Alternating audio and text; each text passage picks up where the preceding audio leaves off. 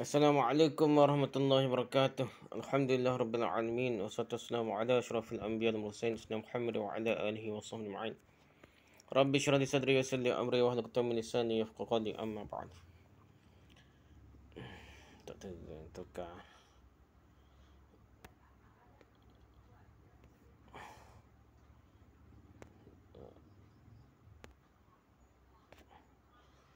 Haddatsana Ubaidullah bin Musa qala akhbarana Hanzalah bin Abi Sufyan an Ikrimah bin Khalid عن ابن عمر رضي الله عنهما قال رسول الله صلى الله عليه وسلم بني الإسلام على خمس شهادة أن لا إله إلا الله وأن محمد رسول الله وإقام الصلاة وإيتاء الزكاة والحج وصوم رمضان. Lihat atraf hadis. Atraf ni jamak ni taraf ni, tapi ya tak apalah kena. Lihat atraf hadis. Maksudnya sama lah, hadis yang sama pada kelapik ini pada nombor 4514. Jadi pada nombor 4514 pada hadis Sahih Bukhari sama aja hadis atraf. Maksudnya hadis yang sama dah. Okey, lepas tu Ubaidullah bin Musa meriwayatkan pada kami, katanya Hanzalah bin Abi Sufyan meriwayatkan pada kami daripada Ikrimah bin Khalid. Okey, salah kita tengok Ubaidullah bin Musa. Beda tak Abdullah bin Musa? Beliau adalah Ubaidullah bin Musa bin Bazam al-Absi al-Kufi. Seorang perawi thiqah nah, Abdullah bin Musa bin Bazam ni. Beliau telah menerima hadis daripada A'mash dan ramai sekali kalangan tabi'in.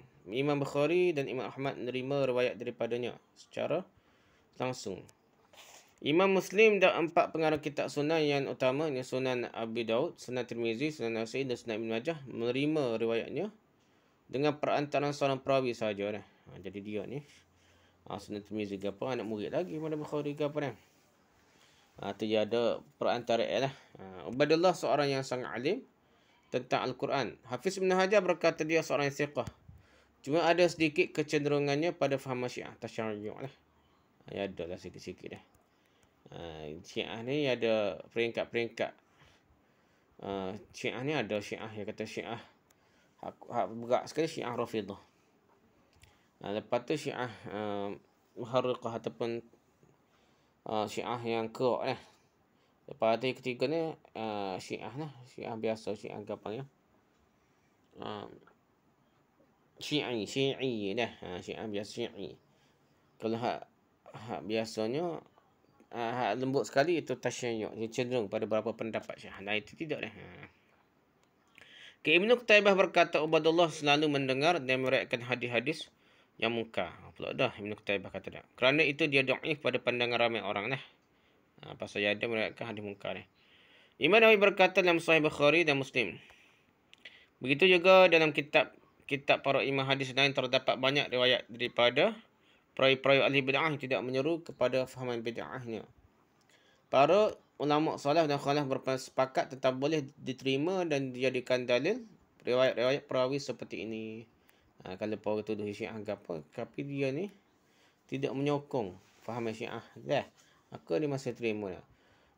Mereka juga tidak melarang menerima dan menyampaikan riwayat kepada perawi-perawi seperti itu dah. Jadi Ubaidullah bin Musa meninggal dunia di Iskandariah pada tahun 213 Hijrah. Lihat Umdatul Qari jilid 1 muka 118, Al-Kawakib ad-Darari jilid 1 muka 77, Irsyadus Sari jilid 1 muka 108, Taqribut Tahzib muka 375, Al-Ma'arif muka 519, Kashful Bari jilid 1 muka 536, Nasrul Bari jilid 1 muka 202. Itu rujukan tentang Ubaidullah bin Musa ni perawi dah. Seterusnya katanya Hanzalah bin Abi Sufyan.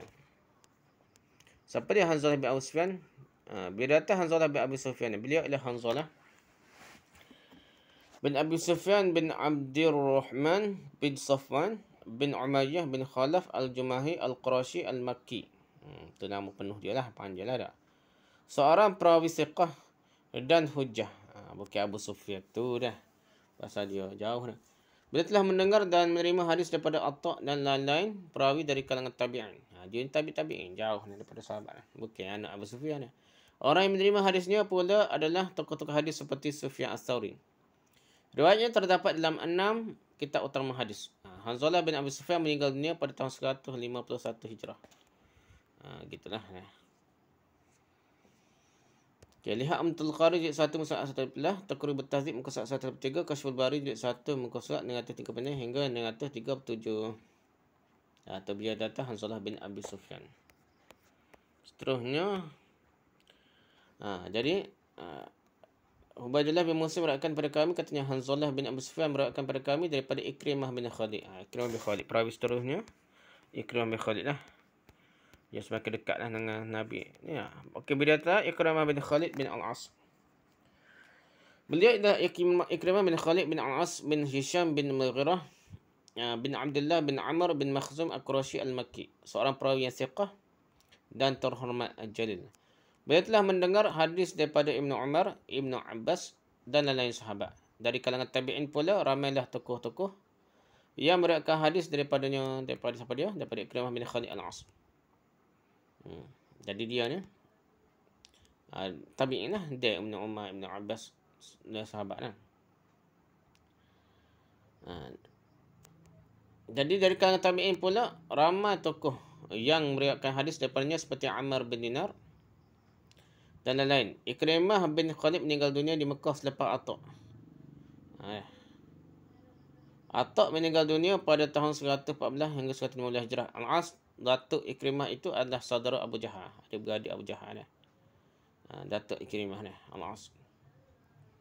Jadi dia dibunuh oleh Umar dalam peperangan Badar dalam keadaan yang kafir lah. Untuk dia lah. Menurut satu pendapat, dia adalah bapa saudara Umar. Satu pendapat lagi dia ni bapa saudara Umar lah. Abu Jahal. Allah A'lam lah. Begitulah.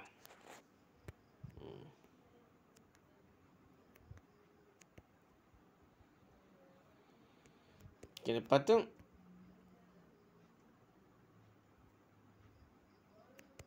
lepas tu dalam Sahih Bukhari dan Sahih Muslim tidak ada perawi yang bernama Ikrimah kecuali 4 orang berikut sahaja. Itu Ikrimah bin Khalid, perawi hadis yang ke-8, tabaqat ke-8 dah. Yang kedua Ikrimah bin Abdul Rahman, dan yang ketiga Ikrimah Maula Ibn Abbas, dan keempat Ikrimah bin Amr.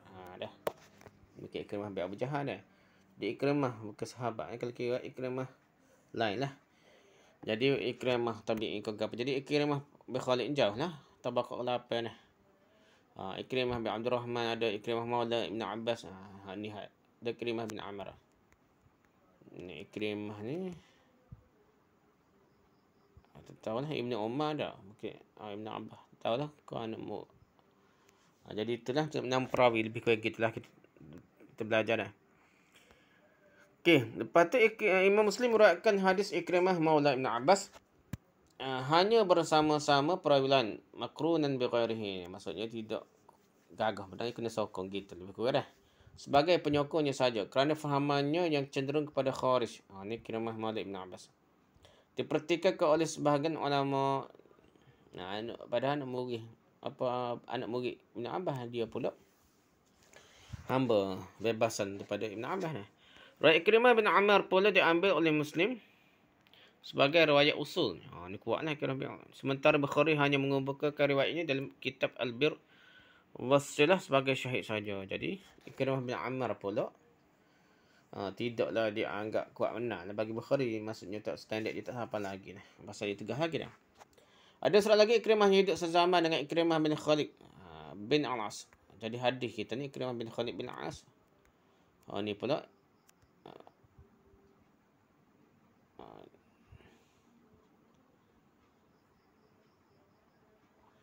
dah. Ikrimah hak mula satu dah. Jadi Ikrimah bin Khalid ni ada seorang lagi Ikrimah hidup sezaman dengan Ikrimah bin Khalid bin Al-As. Dia ialah Ikrimah bin Khalid bin Salamah bin Hisham bin Mughirah Al-Makhzumi. Bezanya dengan Ikrimah yang pertama hanya pada datuknya. Ikrimah bin Khalid bin Salamah adalah seorang perawi yang dhaif. Tidak ada riwayat ini dalam Sahih Bukhari. Gitu pula kata Ikrimah bin Salamah. Ikrimah bin Khalid bin Salamah. Kita terima ni Ikrimah bin Khalid bin Al-As. Tu yang beza situ dah. dia juga hak lemah ni lah. Ikrimah bin Khalid bin Salamah, dia juga tidak meriwayatkan sesuatu daripada Ibn Umar. Selain itu, guru-guru mereka berdua juga berlain. Walaupun nama sama, nama sama, tuk yang berbeza. Dia riwayat para tuk guru lain lah. Soal persamain dah. Dalam riwayat Muslim daripada Hanzalah terdapat sedikit tambahan. Itu kata-kata Hanzalah. Aku mendengar Ikrimah bin Khalid menceritakan kepada Tawus bahawa ada seorang lelaki berkata kepada Abdullah bin Umar, "Tak mahukah engkau pergi berperang?" Maka jawab Ibn Umar, "Aku telah mendengar." Ini perawi meriwayatkan hadis seterusnya. Lelaki bertanya Ibn Umar begitu menurut Baihaqi bernama Hakim. Jihad Muntal Qari jilid 1 muka 11, Fathul Bari jilid 1 muka 49, Kashful Bari jilid 1 muka 37. Nak cerita pasal perawi. Nama ni itu Ikrimah bin Khalid bin As. Lepas tu Ikrimah bin Khalid kita pergi pula daripada Ibn Umar radhiyallahu anhu dah. Ibn Umar pula sahabat Nabi dah.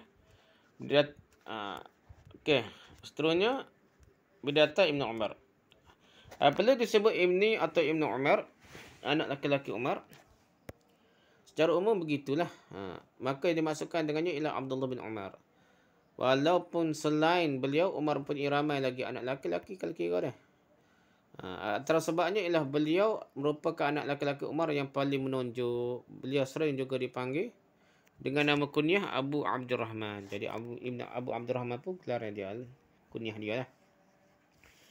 Jadi hak sah lagi Ibn Umar lah dah. Lepas tu ada lagi. Okey, ada lagi dah. Ibunya bernama Zainab binti Maz'un. Ibu kepada Ibn Umar dah. Isteri kepada Umar Khattab dah. Zainab binti Maz'un ibunya, saudara perempuan Uthman bin Maz'un. Ibn Umar adalah saudara kandung Hafsah. Adik-beradik dengan Hafsah lah, isteri Rasulullah SAW. Jadi adik ipar Ibn Umar lah. Dengan Nabi lah. Jadi lepas tu Ibn Umar meluk agama Islam ketika masih kecil lagi bersama ayahandanya Umar semasa di Mekah. Di peringkat awal dakwah Rasulullah SAW lagi. Kemudian berhijrah ke Madinah bersama ayahnya Umar. Beliau tidak dibenarkan mengikuti peperangan Badar dan Uhud kerana dianggap belum cukup umur pada ketika itu. Jadi tak ada umur lagi. Masih tak sampai lagi umur 15 lah. Perangan pertama bersama Rasulullah yang diikuti Abdullah bin Umar ialah perang Khandaq. Perang ni lah, perang pagi ni lah. Ketika itu beliau baru berumur 15 tahun, baru cukup umur lah. Kemudian teruslah beliau mengikuti peperangan demi peperangan dilancarkan oleh Rasulullah SAW. Ibn Umar adalah seorang daripada 6 orang sahabat yang banyak meriwayatkan hadis. Jadi 6 orang sahabat paling banyak tu antara dia lah. Salah seorang daripada 4 orang Abdullah Al-Abadillah Al-Arba'ah. Jadi 4 orang Abdullah ni dia lah salah seorang Ibn Umar lah. Ibn Umar adalah seorang yang sangat warak, alim dan zahid. Selain itu, beliau juga dikenali sebagai seorang yang sangat teliti, berhati-hati dan sangat kuat dalam mengikuti sunnah Nabi SAW. Beliau kemudiannya dikenali sebagai maha guru di kalangan sahabat, iaitu Syekhus Sahabah. Kerana itulah Imam Malik menjadikan beliau sebagai rujukan utama dari kalangan sahabat untuk fiqh juga. Jadi fiqh Imam Malik ni banyak terpengaruh dengan pendapat-pendapat Ibn Umar lah. Lebih kurang gitu lah. Tidak semua tapi banyak lah. Rasulullah SAW pernah bersabda tentang Ibn Umar ni. Kata baginda SAW, sesungguhnya Abdullah adalah seorang lelaki yang baik soleh. Kata Ibn Mas'ud, Ibn Umar adalah antara pemuda Quraisy yang paling dapat mengawal dirinya daripada pengaruh dunia. Zuhud lah dia. Sa'id bin Musayyab berkata, tidak ada orang di muka bumi ini yang lebih aku suka menemui Allah dalam keadaan membawa amalan sepertinya daripada Ibn Umar pada hari beliau meninggal dunia. Kata Nafi', Ibn Umar meninggal dunia setelah memerdekakan lebih 1000 orang hamba. Banyak lagi lah kelebihan-kelebihan dan keutamaan-keutamaan beliau yang dicatatkan oleh para ulama dalam kitab-kitab mereka. Sebanyak 2630 hadis telah diriwayatkan daripada beliau. Hadis-hadis itu terdapat dalam pelbagai kitab-kitab hadis. Dalam Sahih Bukhari terdapat 270 hadis Ibn Umar. 170 hadis beliau telah diriwayatkan bersama oleh Bukhari dan Muslim. Sebanyak 81 hadis beliau telah diriwayatkan oleh Bukhari sahaja tanpa Muslim. Sebanyak 31 hadis beliau pula telah diriwayatkan oleh Muslim sahaja tanpa Bukhari. Selepas Abu Hurairah, beliaulah sahabat yang paling banyak meriwayatkan hadis. Abu Hurairah nombor satu dia. Ibn Umar mempunyai ramai anak lelaki. Mereka ialah Abdullah, Asim, Hamzah, Bilal, Waqid dan Zaid. Tapi 4 orang sahaja daripada mereka didapati meriwayatkan hadis daripadanya, iaitu Abdullah, Salim, Hamzah dan Bilal. Jadi Ibn Umar ni anak mudianya Abdullah, Salim, Hamzah dan Bilal meriwayatkan hadis. Ada lagi hak lain tu. Asim ke Waqid ke dah. Tidak meriwayatkan hadis dah. Zaid pun tidak dah.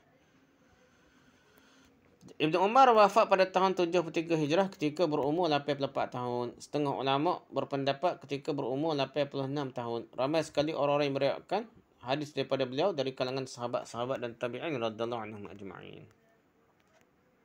Lihat Umtul Qari jilid 1 muka 175, Tahzibul Asma' wal Lughah jilid 1 muka 178 hingga 281, Tazkiratul Huffaz jilid 1 muka 137 hingga 40, Syiarul Alam an-Nubala jilid 3 muka 233 hingga 239, Isyad Sari jilid 1 muka 138, Kashful Bari jilid 1 muka 137 hingga 238, Nasrul Bari jilid 1 muka 102.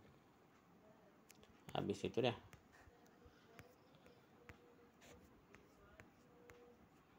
Pasal Ibn Umar perawi yang setengah sahabat dah. Daripada Ibn Umar katanya, Rasulullah SAW bersabda, Islam dibangunkan di atas 5 perkara dah. Ada dari hampir sama dah sebenarnya. Jadi, nota kaki ke 160.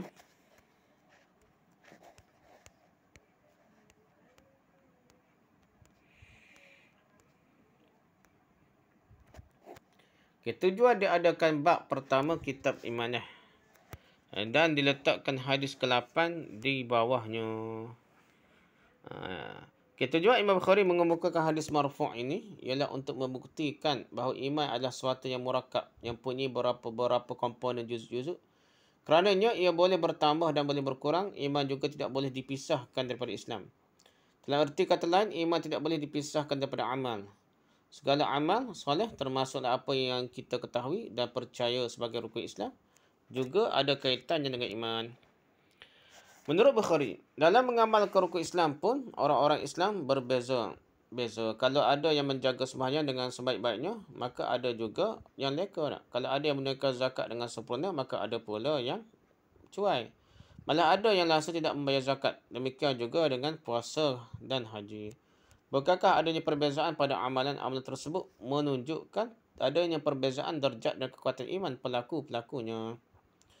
Bukankah ini menunjukkan iman itu ada ketikanya bertambah dan ada ketikanya pula berkurang? Itulah yang hendak dibuktikan oleh Imam Bukhari. Maka tertolaklah fahaman golongan Murji'ah yang mendakwa iman itu bersifat statik saja. Lihat Fadhul Bari jilid 1 muka surat 313, Kashful Bari jilid 1 muka surat 49. Okey, hadis hak cerita ni pasal hadis rukun Islam lah. Ya. Dia kata hadis dia. Rasulullah bersabda, Islam dibangun di atas 5 perkara dah. 5 perkara.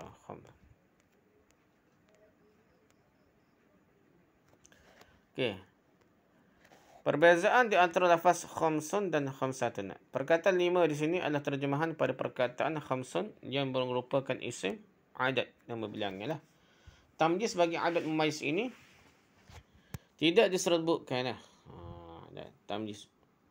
Sama ada ia ditakdirkan dengan perkataan da'imu tiang berdasarkan riwayat Abdul Razak dan Muhammad bin Nasr dalam kitab As-Salah yang dengan jelas menyebutkan perkataan ini, atau ditakdirkan dengan perkataan khisal perkara atau qawaid prinsip dan lain-lain. Semuanya harus dan betul lah. Dalam Sahih Muslim tidak tersebut khamsun, tetapi sebaliknya khamsatun. Maka ma'dudnya hendaklah ditakdirkan dengan asya' perkara dah, baru jadi perempuan dah. Dan arkan, rukun-rukun dan usul asas dan sebagainya. Tapi menurut ahli-ahli tahqiq dalam ilmu nahwu Arab, dalam keadaan ma'dud, sesuatu yang dibilang tidak tersebut, anda bebas menggunakan adatnya sama ada dalam bentuk muzakkar dan atau muannas yang boleh berlaku kalau tak sebut ma'dud dah. Dah benda dia bila dah. Lihat Kawakib ad-Daruri jilid 1 muka 78, Umdatul Qari jilid 1 muka 19 dan Al-Tadih jilid 2 muka 41. Lepas tu kata baru hak pertama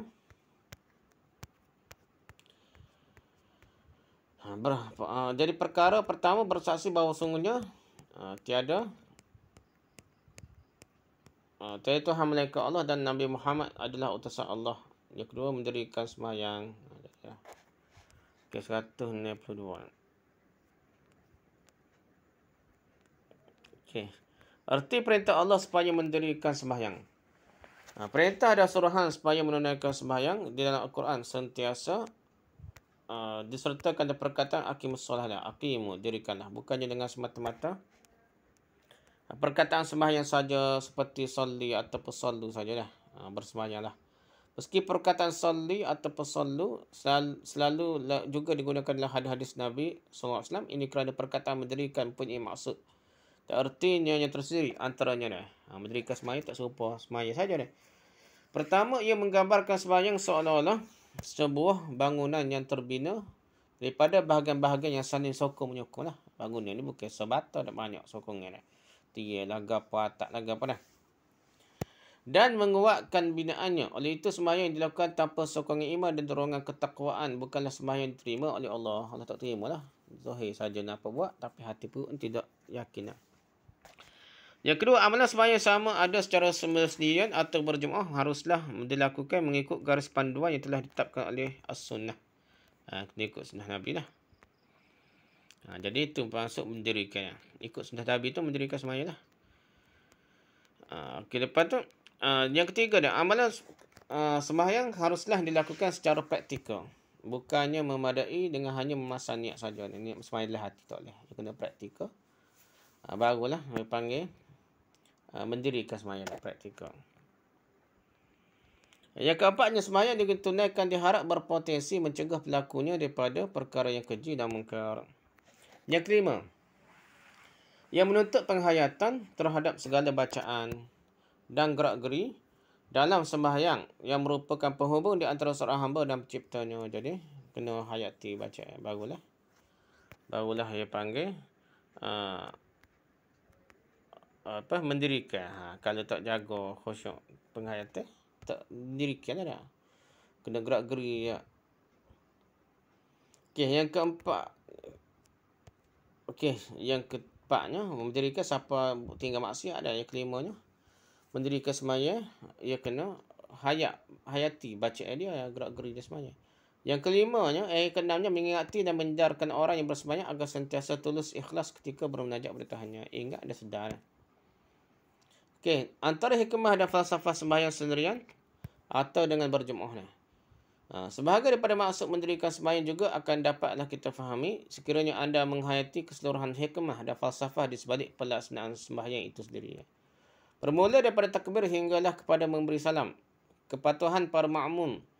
Makmum dituntut dalam mengikuti setiap pergerakan imam. Peranan masjid sebagai tempat utama untuk sembahyang fardu secara berjemaah dan lain-lainnya. Tuntutan agar setiap pergerakan imam dalam sembahyang diikuti sebagai contoh.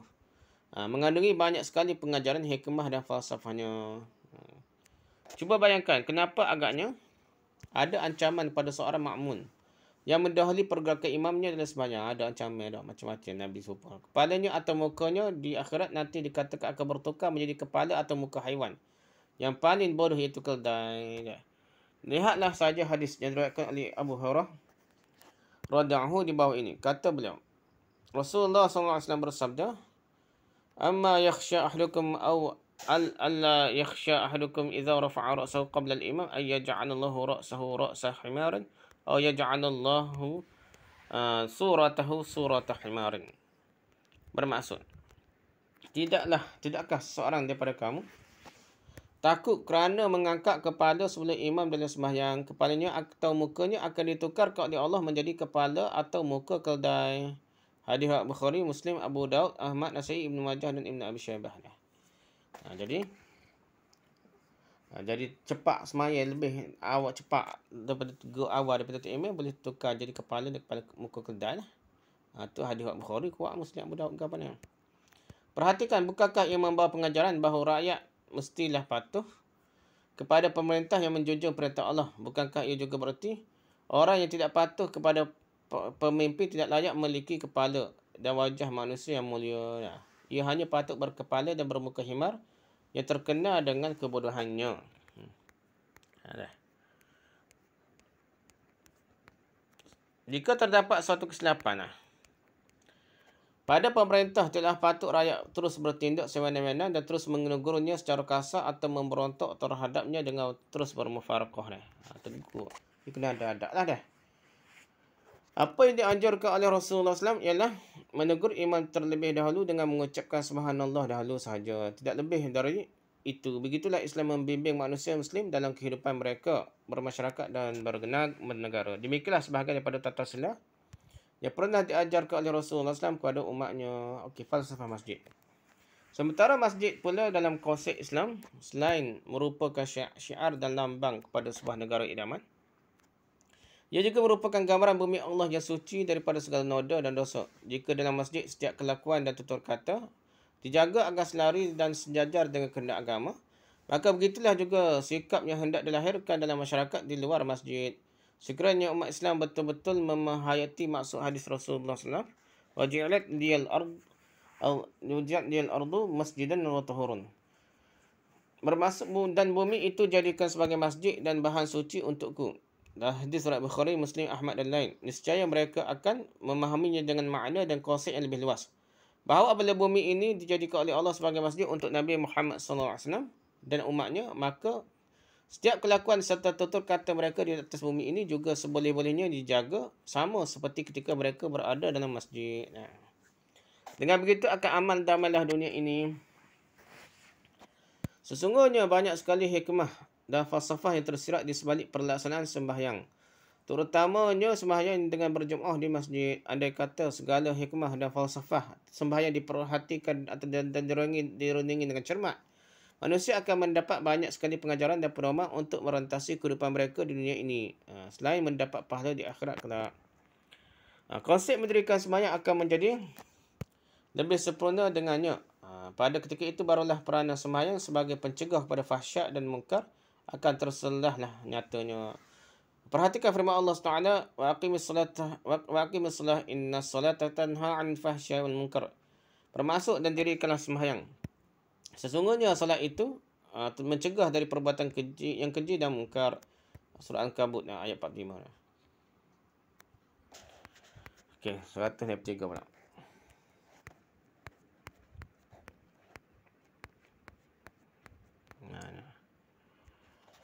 Mengeluarkan naikkan zakat. Panjang kok. 103.